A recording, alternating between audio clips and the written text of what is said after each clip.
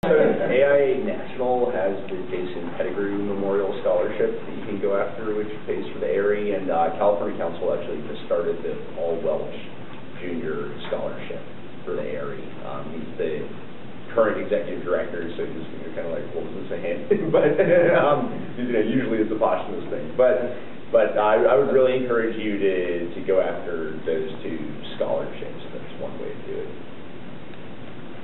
A lot of firms pay. They pay all of it. And you can apply for it even after you have finished your exam. So it's not like you need to do it before or during. You can even do it after. You can also, well, I was going to say, as part of being getting the IDP Firm Award, your firm can get that if they pay for their interns to take the ARI.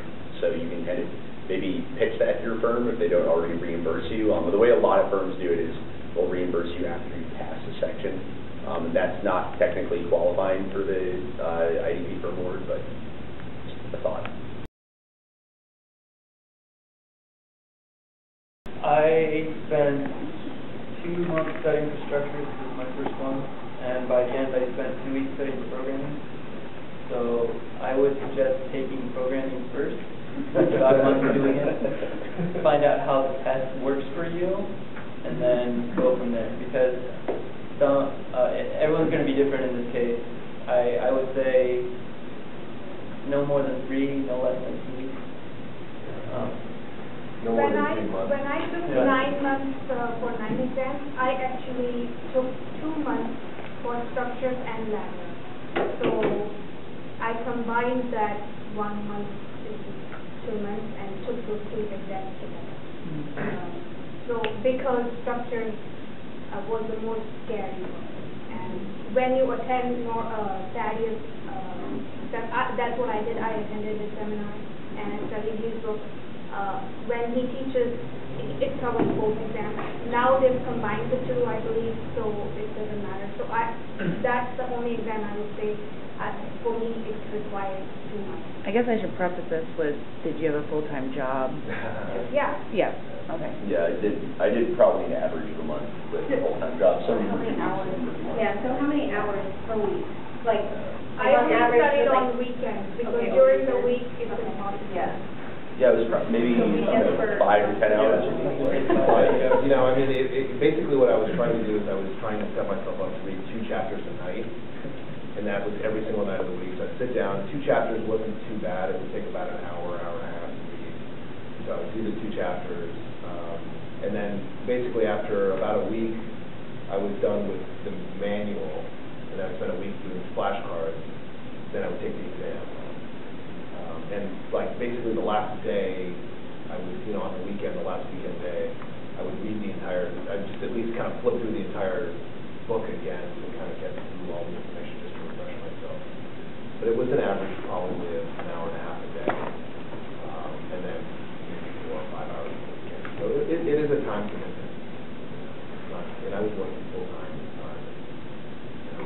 One thing I did was that I always scheduled my exam Monday morning at 9 a.m. So I don't have to wake up early, I'm fresh, I go in there after studying Saturday, Sunday, time. So that really helps.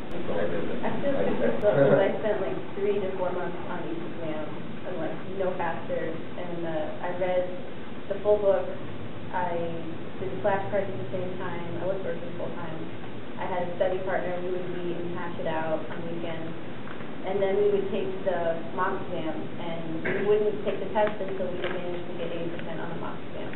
So if we came in low, we'd go back and study what we missed and take it again, and that was when we schedule the test. And that usually took me 3 months. Yeah, there's going to be a moral, keeping up morale question later. It's funny you should say that, because I did this thing where I'd read through the chapter. I had the Balf book. I just wanted to buy one, and it had everything in it. So I read through the Balf stuff, and then I took the mock exam, and every single time I get like a 60. 60 exam, I'm just like, oh god.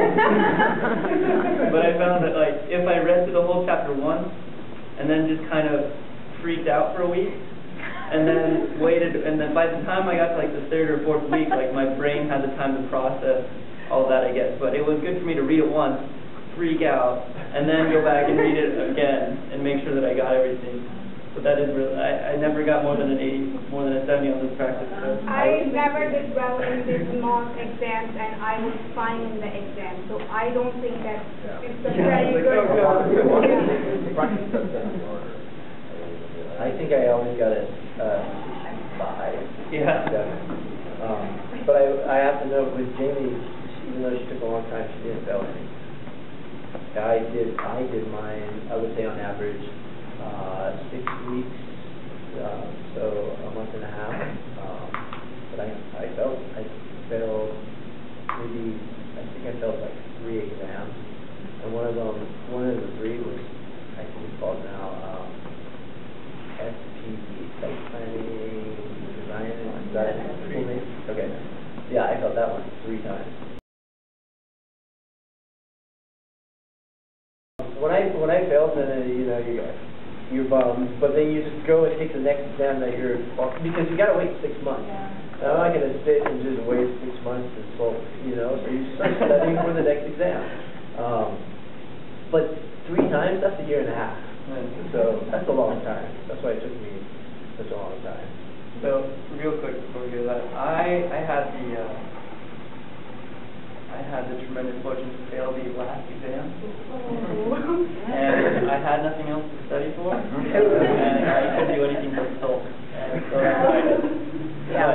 And so one thing to know is that the graphics part of this test, because now I think they have graphics on every one now.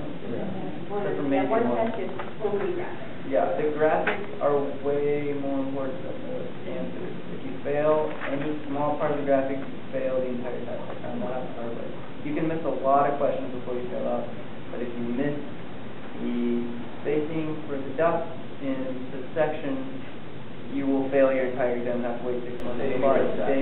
There's many more questions you can fail before that happens, as opposed to if your graphics aren't on, because the computer just saying, nope, you're out, you're 5% out of the perfect mean, that's it, you have to take the whole thing over.